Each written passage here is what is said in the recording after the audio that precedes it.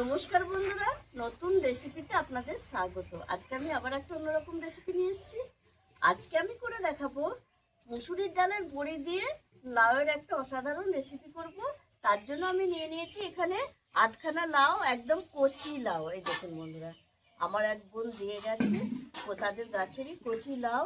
আর এখানে আছে মুসুরির ডালের বড়ি, আদা, ধনেপাতা, সর্ষের তেল, কাঁচা লঙ্কা, তেজপাতা, নুন, চিনি, গোটা সর্ষে, হলুদ গুঁড়ো আর লঙ্কার গুঁড়ো। আর কিছু লাগবে না। প্রথমে আমি লাউটা কেটে নেব।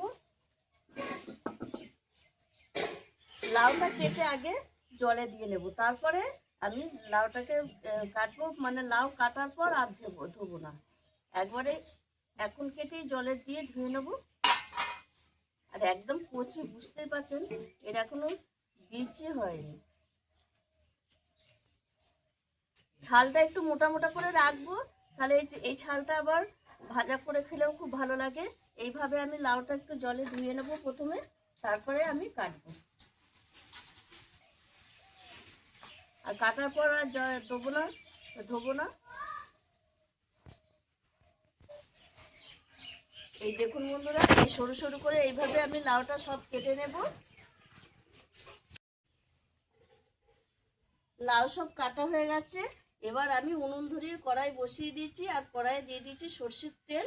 এবার আমি এই মুসুরির ডালের বড়িগুলো একটু ভেজে নেব।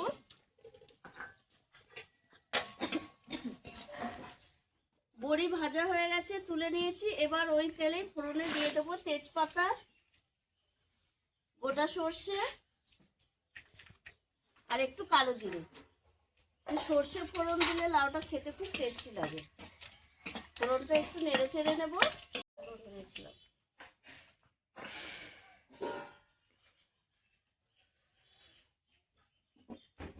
এবার আমি লাউটা দিয়ে দেবো।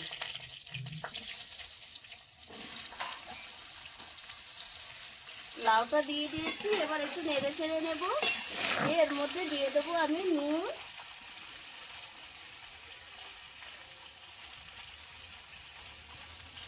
হলুদ গুঁড়ো, লঙ্কার গুঁড়ো অল্প করে দিলাম। দিয়ে আমি 2 মিনিট মতো এরকম নেড়ে নেব। 2 মিনিট নেড়ে চেড়ে নিয়েছি।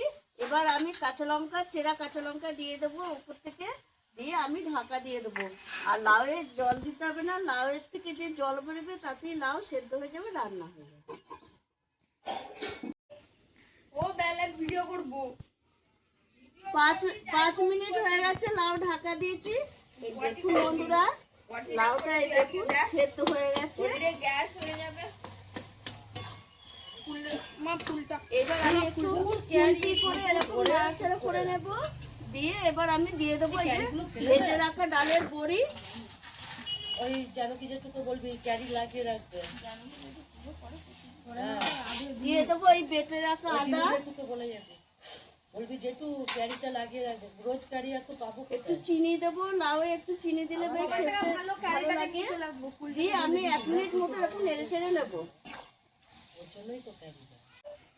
দেখুন বন্ধুরা, লাউটা কত সুন্দর হয়ে গেছে, লাউগুলোও সেদ্ধ হয়ে গেছে। এবার ওপর থেকে ধনেপাতা দিয়ে দেবো। আর বন্ধুরা, বেশি লাউয়ে জল দিলে বা বেশি লাউ নাড়াচাড়া করলে লাউ সফট হয়ে যায়। ওই জন্য লাউয়ের রসে লাউ সেদ্ধ হয়ে যাবে। এই দেখুন, এবার আমি নামিয়ে নেবো। কত সুন্দর হয়েছে দেখুন বন্ধুরা এই লাউ ঘন্টটা।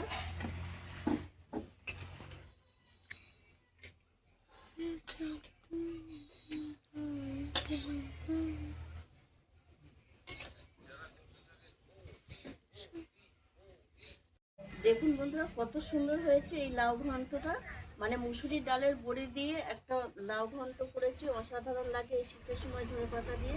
আর এতে বিশেষ কিছু মশলাও লাগে না, শুধু একটু আদা বাটা দিলেই হয়, আর কিছু প্রয়োজন নেই।